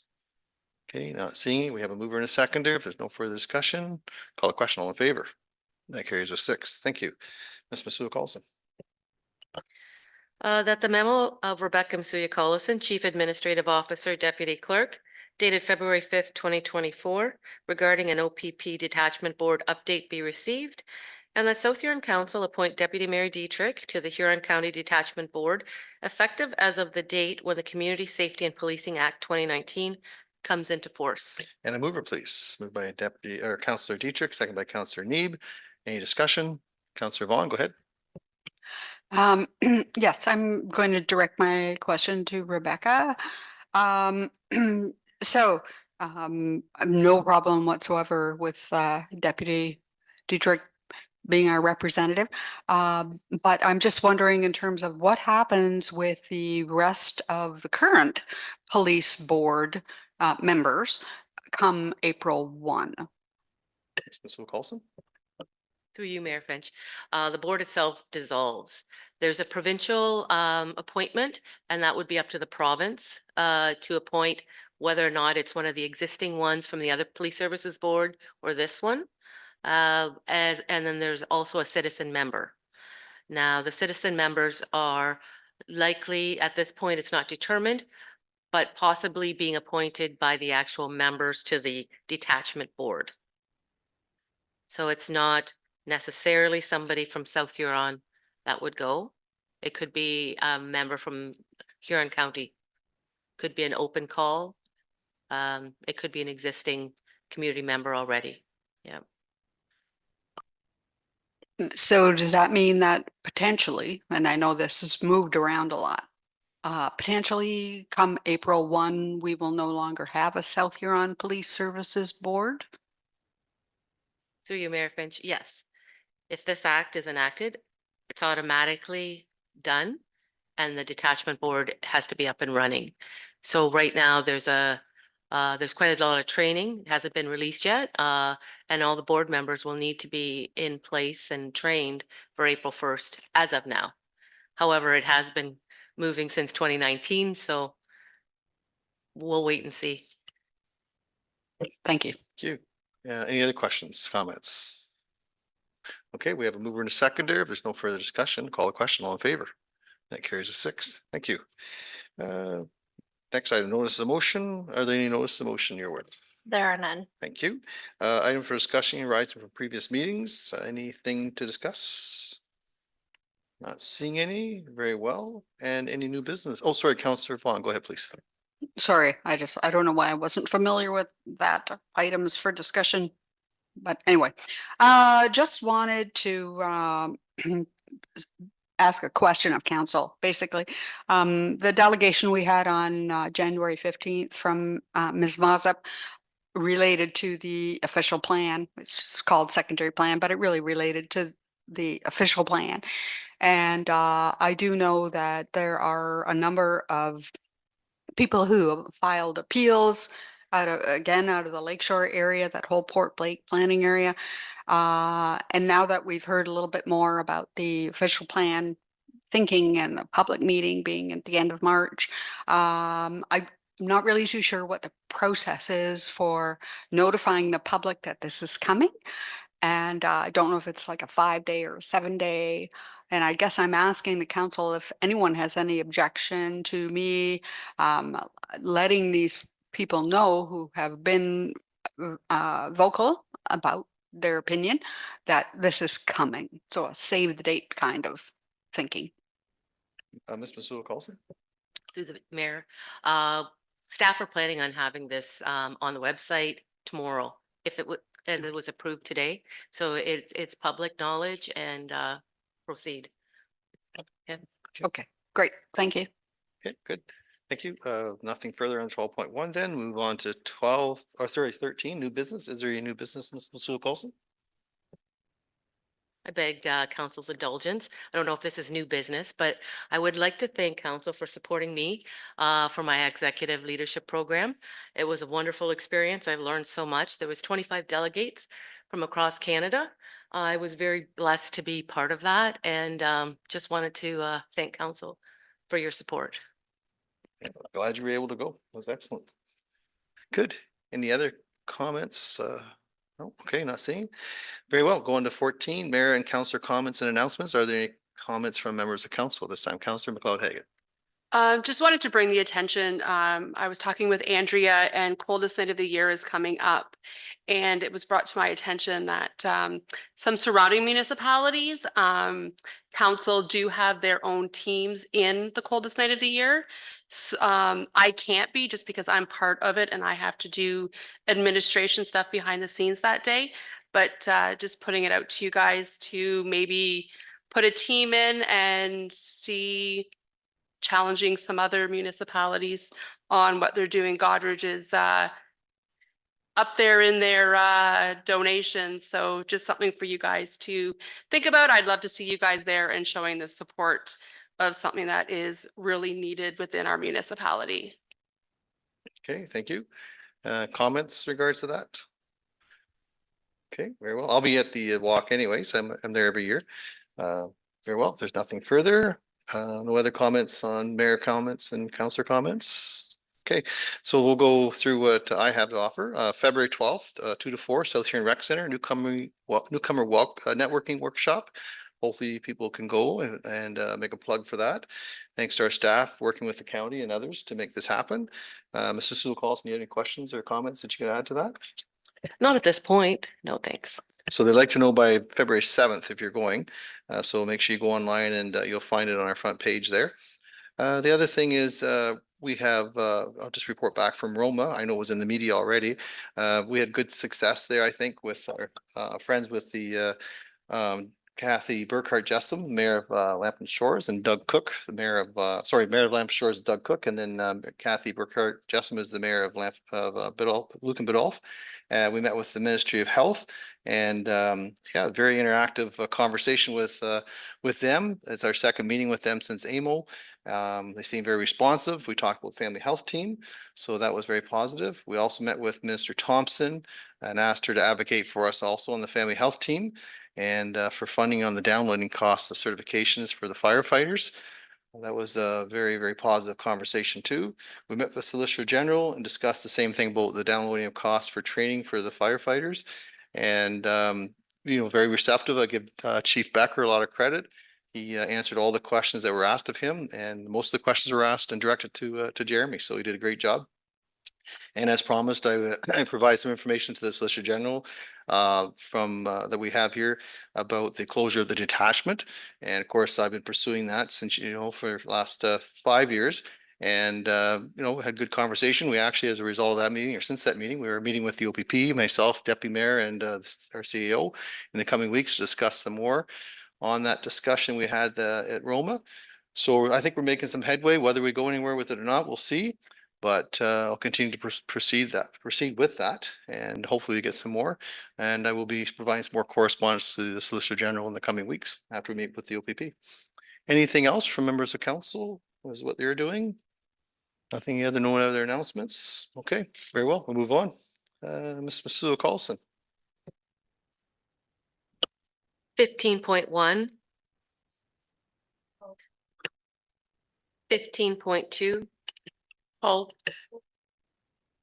15.3. Paul, 15.4. Hull, 15.5. 15.6. 15.7. Oh. 15.8. Hold that, please. 15.9. Hull, 15.10. Oh, 15.11. hold that. 15.12. 15.13. Hold that, please. 15.14. And 15.15. Very good. 15.1. Who asked for that to be pulled? Councillor Vaughn, go ahead. I please. did. Yes, so applications for RED grants open till February 21. And I wondered if we had, if staff was looking at any opportunity for this grant for some of the business we already have decided upon. Ms. Masuo Carlson. We have looked at this grant. At this time, we don't know that we have a project available for this grant to move forward that is ready. It is something in our plan through the priority setting to start to identify some projects that we can move forward with for next budget and for consideration. Very well. Thank you. 15.2. Councillor McLeod-Haggett. sorry, the counselor training 1.0 and the code of conduct training. Okay, Councillor Dietrich. Could I get in on that too, Mr. Mayor? I think that's a great plan. Go ahead.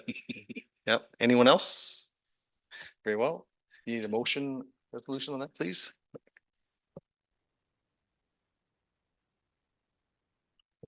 That South Huron Council authorizes the clerk to complete registrations for AMO Education February workshops, governance and leadership education, counselor training 101 for counselors Dietrich and Counselor McLeod-Haggett, and municipal codes of conduct essential to good governance for Counselor Dietrich and Counselor McLeod-Haggett. Well, and a mover, please. Councillor Vaughn, seconded by Councillor Neeb. Any discussion? Call the question. All in favor? That carries with 6. Thank you. Next item, please. 13.3, I believe. Who had that pulled? Councillor Deputy, go ahead. I take it you're going. Yes, I would like to attend, but I will probably be going through the county. Very well. Councillor McLeod-Haggett. And I would also be interested in attending that as well, please. Okay, we need a mover for that. Is anyone else interested in going first? Okay, so we need a mover for that. Anyone, Councillor Vaughn wishes to move? Is there a seconder? Seconded by Councillor Neeb. Any discussion? Call the question. All in favor? That carries with 6. And you're caught up, are you? Great, thank you. 15.4. I think I was wanting that pulled also, but Ms. Sewell Carlson, would you be able to comment on that? This is a resolution set forward by our manager Shane Timmermans of Transportation Services, from the Association of Ontario Road Supervisors, AORS, to support applications for a skills development fund through the Ministry of Labor, Training, Immigration and Skilled Trades. Great, so we can support that. Counselor Neves, seconded by Counselor Vaughn. Any discussion? Call the question, all in favor. That carries with 5. Thank you. Next item, please. Where are we at here? 15.6. Deputy, you wanted that pulled? Yes, just, I was asked if, there would be someone interested in South Huron to, host this, plowing match. I guess, I don't know how we get the word out there, but, it would be great to get it on the website and just see if they're interested, and they could get a hold of, Warren McNeil. And, I think it'd be great for South Huron, but I don't have all the information, but I'm sure he does. And, I think they were looking for some kind of donation, but I'll leave that up to discussion at council level. Do you know any farmers in Stephen Township that could probably host it, Jim? I think you need to have a big space for, look like 400 people, and I don't think my shed's big enough. Just checking. I know it was held in Stephen Township about 6 years ago on Babylon. So very well. And so anything further? Do you need any direction on that? No, we don't. We'll take care of circulating it on our social media and our website. We can do that. Thank you. Great. Thanks for bringing that forward. Any further discussion on the on that 15.6 for the financial part? Not seeing any. Move on 15.7. Counselor Neeb, you asked for that. Yeah, the Family Day Winterfest, they are asking council to open up the arena for a free skate. And I just think it's a great event, and I think it's worthwhile to support. The suggested times are between 10 a.m. and 2 p.m. on February 19th. So I'd be willing to make that that motion to allow free skating on Family Day. Perfect. Is there a seconder for that? Deputy Mayor, any further discussion? Deputy, go ahead. I maybe didn't read it right, but is that both arenas open from 10 to 2? Or one from 10 to noon and one from noon till 2? Through the mayor, I believe that they're separate times for the arena. But we would have that posted and get that information out to everybody. Because that's why I was thinking like staff time. It takes quite a bit of staff to keep them both open. So thank you. Okay, thank you. So we have that moved and seconded. We had a, how were we on that? Do we have that approved? Thank you. Need a vote for it? Okay, yes, so we have a mover and a seconder. If there's no further discussion, call the question, all in favor. And that carries with 6. Thank you. 15.8, just looking for support. I'll be going to that. Just wanting support to go to that event that night with 2 tickets. Moved by Councillor Vaughn, second by Councillor Neeb. Any discussion on that? I found it very worthwhile last year. I did a lot of networking with the different politicians that showed up. So I call the question, all in favor. And that carries with 6. Thank you. 15.9, Ms. Masula Carlson, can we refer to you to discuss that? To the mayor, this is in response to the Supreme Court decision that we had noted earlier with the city of Sudbury. And this is increased liability right now for under the Occupational Health and Safety Act for municipalities. So it's a clarification, a request that they clarify the owner, and hopefully it wouldn't be the municipality. Discussion? Councillor Vaughn? Yeah, so are we going to basically be sending in a resolution? That is correct. We'll be supporting one of the resolutions and circulating it, and yes. Yeah, okay, that makes sense. Yeah, thanks. You want to move that? I'll move it. Councillor Vaughn, second by Councillor Neeb. Discussion? Not seeing any. Call the question, all in favor. Carries with 6. Thank you. Next item, please. 15.10. And again, we'll turn to Ms. Sue Carlson. Through the mayor, this is a follow-up too from the delegation that we had. In speaking of different tools for municipalities, we're being quite restricted with our tax assessment, and I know Roma and AMO are pushing this type of thing. So it would be good if council could support this as well. Counselor Neeb moves that, seconded by Counselor Vaughn. Any discussion? Call a question, all in favor? Carries with 6. Thank you. 15.11, so I asked for that. And again, it's all about safety, so I'm just asking for endorsement on that motion. Counselor Neeb, seconded by Counselor Vaughn. Any discussion on that? Call the question in. All in favor? That carries with 6. Thank you. And 15.13, I have to have that pulled. Is the chief on by chance tonight? If not, I can just turn to, is he here? Oh, there you are. Chief, would you be able to speak to 15.13 for us, please? Good evening, and thank you, Mayor Finch. This County of Prince Edward are asking, or they're looking to expand the life of the frontline fire apparatus right now, which is currently governed by the NFPA guidelines at 20 years for frontline apparatus. I did read the document there, and I think there's some more information that needs to go in it. They talked about the safety of the vehicle, but for their frontline, for frontline vehicles, definitely needs to have the safety as well as the pump test and any other equipment that goes with it. Just to comment on our fleet, so we buy pumper tankers here in South Huron, which we keep frontline for 20 years, and then we roll them into a tanker roll. So we're in good shape that way, because we can dual purpose it and get more life out of the vehicle before having to just send the pumper down the road at 20 years. So, but that's definitely something we've been doing for a lot of years here, and it's something that I think everybody should be looking at to maximize the use of these vehicles. So would you like to support 15.13 with no amendment to it? You're satisfied with that? Yep, that's right.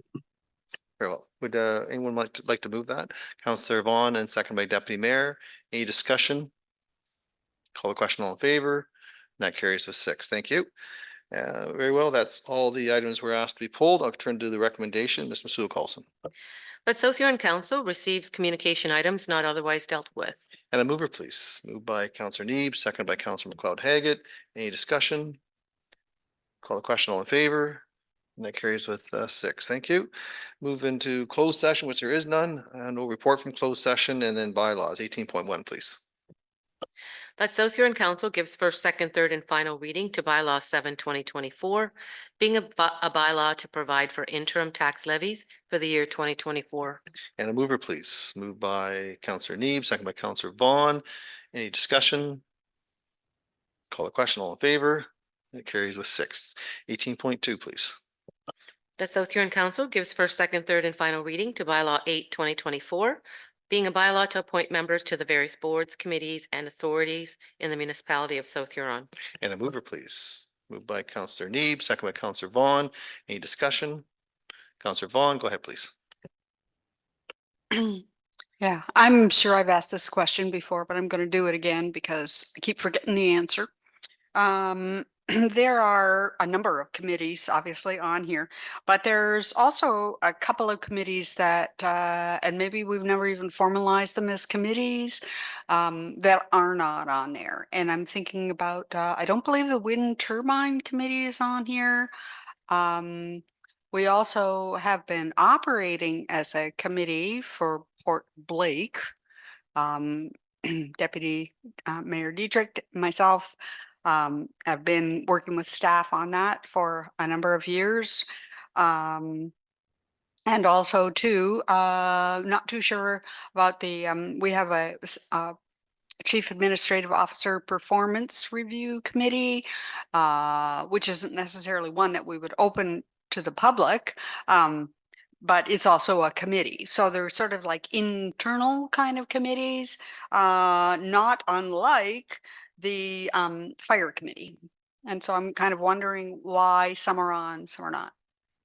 Ms. Masuha, oh, Madam Clerk, go ahead. Through the chair, so just some background information. So the Wind Turbine Committee, that's a special purpose committee, and it gets appointed, kind of appointed time by time when it's needed.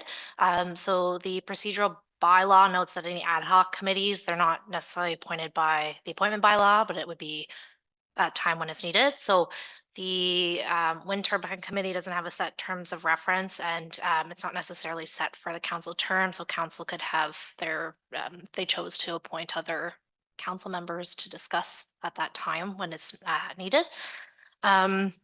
Port Blake, just on review of our records, there was no formal committee struck. It was a resolution passed by council back in 2017 to have Councillor Vaughn be available to act as a resource for the project, and then Deputy Mayor Dietrich joined in at a later date. So it's not a formal committee, which is why it's not included on the appointment bylaw. The CAO Performance Review Committee, it's never previously been included on the appointment bylaw. It's usually appointed by council resolution, and it's kind of previously it's whether it's been for term or on occasion it just provides specific direction within the resolution. So it hadn't previously been. The committees that are outlined within the appointment bylaw, those are for the terms of council. And also or as if a committee was struck, so the Fire Services Committee would remain on the appointment bylaw until perhaps they met their mandate, and then once they dissolve, then they wouldn't be included. But that's why some of those are not listed on the appointment bylaw versus the other ones that aren't, or are, sorry. If council wish to have certain committees or strike committees, so like the Port Blake is not a formal committee, so if that's something council wanted to do, there'd be a resolution required to strike that as a committee. Terms of reference, all of that would have to be created to then bring that back for the appointment bylaw. So I'm not sure if that answers all your questions or provides some clarification. Follow up, Councillor Vaughn? Yeah, I think it answers my questions, but I do think we should have a committee for Port Blake. We've had that project for some time, and for whatever reason, we are where we are right now. And I'd like to see it put into something a little bit more formalized. I was a bit surprised by what you said about the wind turbine committee. I had thought it was for the term of council, but I could be mistaken. What was your understanding, Deputy Mayor? Deputy, comment? And that was my thoughts too, but I don't know whether we need a committee or not. The names are there. I guess that's up to staff to let us know what we need and what we don't need. Thank you. Turn to Ms. Masood Paulson for a comment.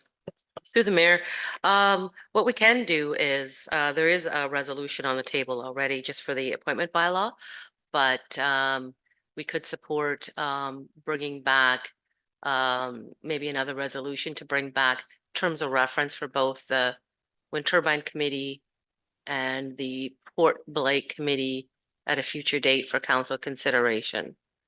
To then see if it's going to be a permanent committee for the term, just so it's clear, because right now it's not clear. Right. Okay, very good. So we have, Councillor Vaughn.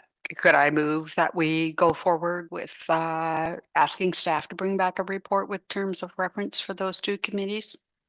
We can do that. We have a motion on the floor right now we'll deal with, and then we can go to that. That's permissive, Madam Clerk. Is that okay? Right. Very good. So we have a motion on the floor right now for 18.2. Is there any other questions? Are there any questions at all? If not, we'll call the question. All in favor? And that carries with 6. And then I would turn to Councillor Vaughn. Go ahead. Just before I go there, I did raise my hand and vote in favor of that last motion. I just want to say that for the Dashwood Advisory, for the hall, that committee, it's not Councillor Becker, he's the deputy mayor for Blue Water. If you'd just make that change. Sure, we make that adjustment. Thank you. Did you have anything further then? No, it was just, I forgot that piece. Well, okay, so nothing further on 18.2. Councillor Vaughn, you have something? Well, yes, we had that Yep. motion that Yep, that's what I was referring to. oh, Yeah. sorry. No problem. So go ahead with your motion I and thought then you meant- the clerk can get it prepared. Okay, so I would like to move that we ask that staff prepare terms of reference to be brought back to council for the Wind Turbine Committee and the Port Blake Committee.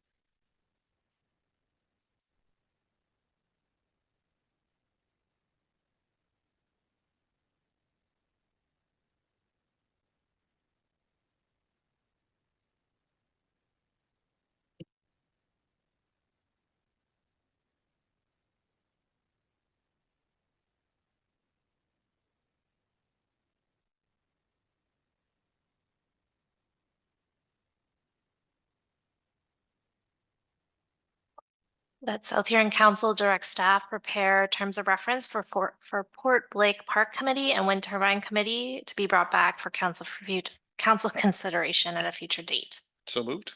So moved. Is there a seconder? Councillor McLeod Haggett seconds it. Councillor Neeb, you have a question?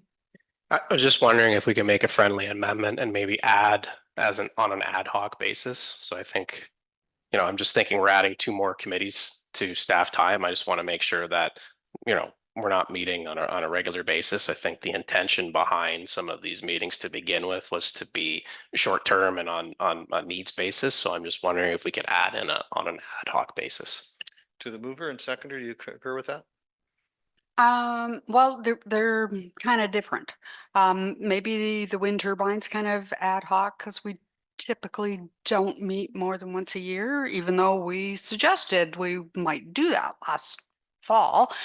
But the Port Blake, I think that's part of the problem I'm having is that we look at it as an ad hoc situation and we're not getting anywhere. I'd like to make that a much more valid kind of committee, just like we have for the Centralia Committee, just like we'd have for Dashwood Hall. Even the Fire Committee had a expiry date on it in its original terms of reference, which were long past, and it continues.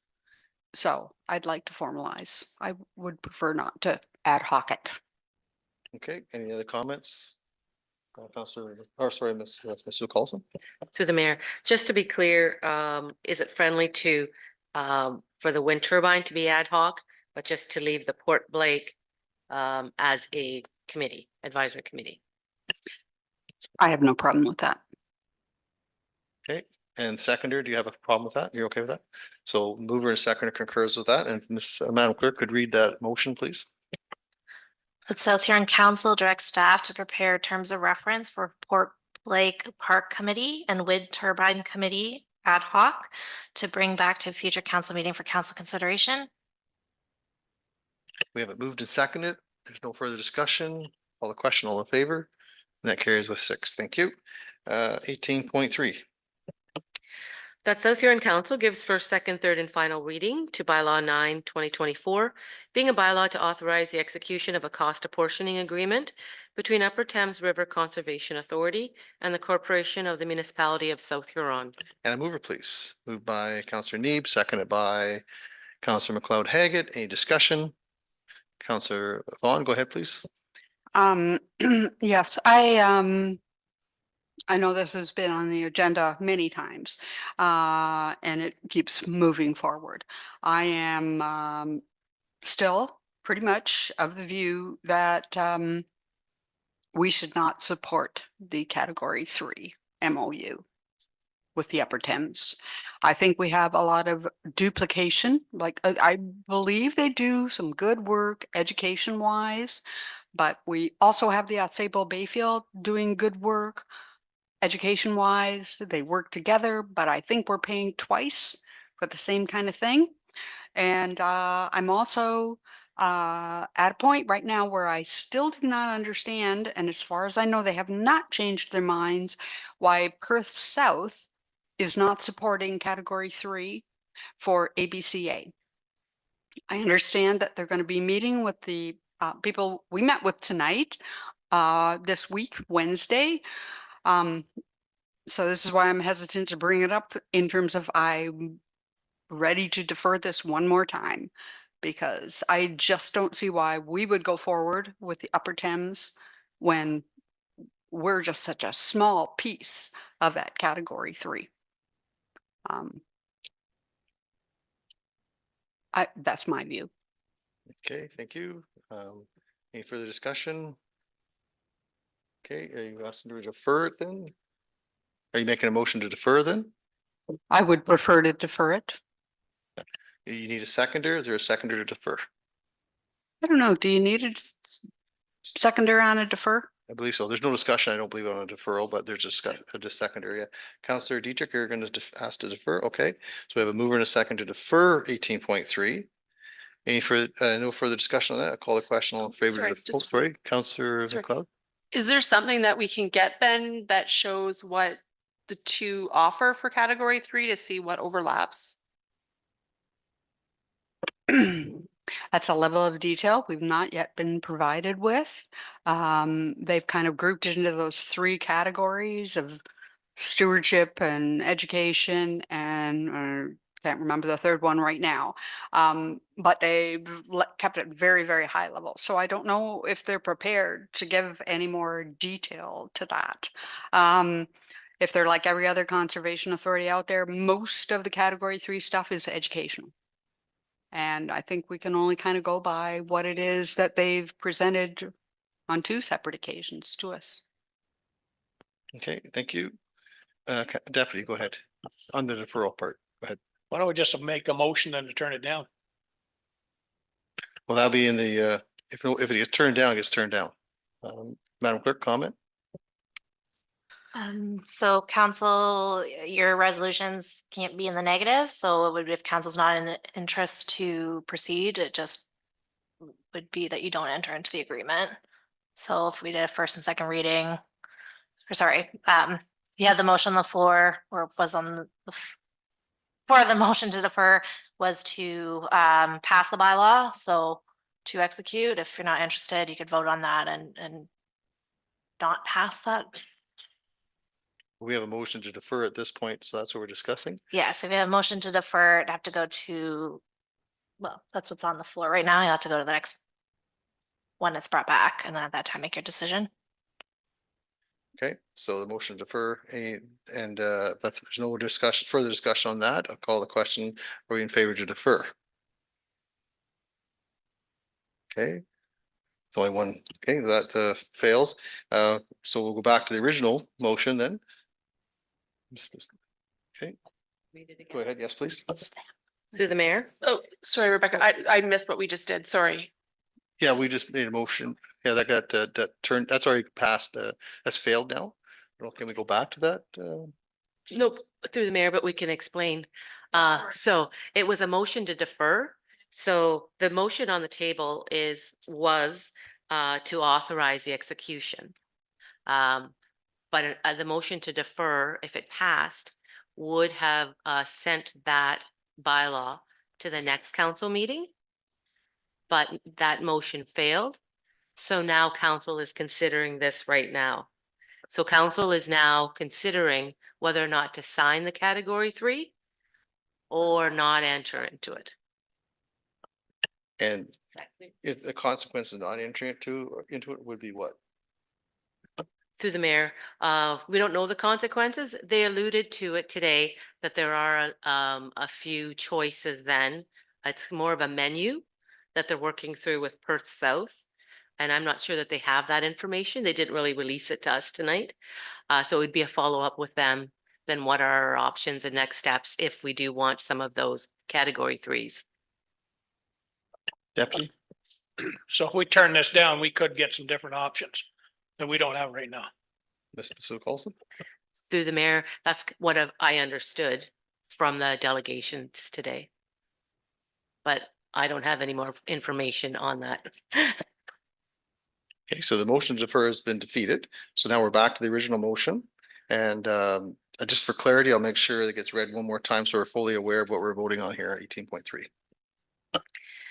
That South Huron Council gives first, second, third, and final reading to bylaw 9/2024, being a bylaw to authorize the execution of a cost apportioning agreement between Upper Thames River Conservation Authority and the Corporation of the Municipality of South Huron.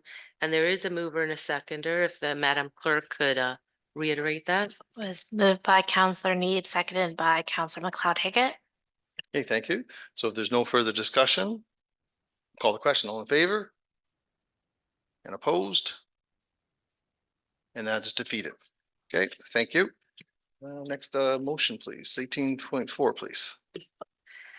That South Huron Council gives first, second, third, and final reading to bylaw 10/2024 to authorize the transfer easement and restrictive covenant between the Corporation of the Municipality of South Huron and Robert and Donna Hamather. And a mover, please. Moved by Councillor Dietrich, seconded by Councillor Neeb. Any discussion? Call the question. All in favor? And that carries with 5-6. Thank you. 18.5, please. That South Huron Council gives first, second, third, and final reading to bylaw 11/2024, being a bylaw to enter into a subdivision agreement between the municipality of South Huron and 1028094 Ontario Inc., 40T1001 Phase 2, Crediton Village Center subdivision. And a mover, please. Moved by Counselor Neeb, seconded by Deputy Mayor. Any discussion? Counselor Neeb, please. Thank you, Mayor Finch. Just wanted to take the opportunity to say how great it is to see this this development move forward in Crediton. And I think it's really important to acknowledge the foresight that previous councils have had in putting the adequate infrastructure in, such as sewers, in order to see this come to light. And I think over time, we're going to continue to see this development grow. And again, from the foresight of 10, 15, 20 years ago of putting in those municipal services. And it's, I think, positive to see this investment for the municipality come to fruition. So thank you very much. And I hope, please send that back. And Counselor or Deputy Mayor, go ahead. I'd also like to thank the owners for moving this project ahead because it means a lot of houses and homes in South Huron and outside of the main hub area, which, like Councillor Neeb said, is fully serviced to move this ahead. So thank you so much. Great. And Counselor Vaughn, go ahead, please. Yes, I'd like to also say that I'm very happy to see this moving forward. Just for clarity, though, want to understand tonight, we're just talking about 5 residential lots. We're not talking about the whole subdivision in the big red zone. What are we? Through the mayor, yeah, this is the second phase 2. Our CBO, he may be able to add a little bit more. Director of Building and Planning, Mike. Mr. Rolfe, welcome. Good evening to you, Mayor. Yes, that's correct. This is for the 5 lots, first of 25 lots facing on Victoria Ave. And the previous phase 1 was for 5 lots on King Street, which are now built and up for sale if anybody's looking. Great, thank you. Any other comments? No. Good. I think I know where this motion is going. So if there's no further comments, I'll call the question. All in favor? And that's fully approved. Thank you very much. Okay, anything else under 18? I believe so. 19.1, please. The South Huron Council gives first, second, third, and final reading to bylaw 12/2024, being a bylaw to confirm matters addressed at the February 5th, 2024 council meeting. And a mover, please. Moved by Counselor Neeb, seconded by Counselor Dietrich. Any discussion? Call the question. All in favor? That carries with 6. Thank you. Number 20, please. The South Huron Council hereby adjourns at 8:03 p.m. to meet again on February 20th, 2024 at 6 p.m. or at the call of the chair. Moved by Deputy Mayor, seconded by Counselor Neeb. No discussion. Call the question. All in favor?